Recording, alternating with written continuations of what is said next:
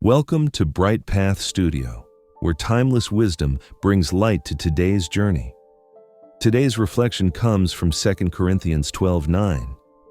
But he said to me, "My grace is sufficient for you, for my power is made perfect in weakness. Therefore, I will boast all the more gladly about my weaknesses, so that Christ's power may rest on me." These words challenge the way we usually think about strength and weakness. In our culture, weakness is seen as failure. We're told to push harder, hide our struggles, and prove we're strong. But Paul says the opposite, that weakness is where God's power shows up most clearly.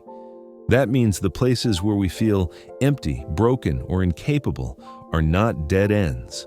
They're invitations for grace. Think about facing illness, when your body won't do what it used to. Or failure, when a plan you worked for falls apart. Or discouragement, when the weight of life makes you feel like you're barely holding on. These moments strip away our illusion of control. And as hard as that is, it's also where God whispers, "My grace is sufficient for you. You don't have to be enough, because I am."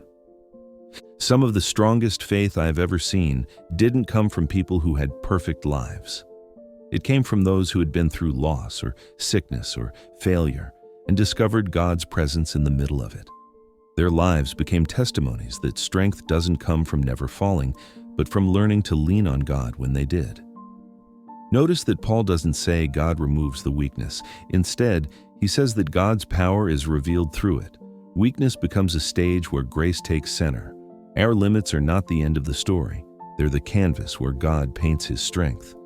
That's why Paul can say he boasts in weakness, not because he enjoys suffering, but because he knows it's the place where Christ's power rests on him. So if you feel weak right now, whether in body, mind, or spirit, don't see it as defeat. See it as an opening. God's grace is sufficient. His strength is made perfect in weakness. You don't need to have it all together to be held by him. Lean into grace and let his power carry you. Thank you for joining us at Bright Path Studio. If this reflection encouraged you, subscribe and continue walking with us as we share positive wisdom for life's journey. Remember, weakness is not the end. It's the place where God's strength begins.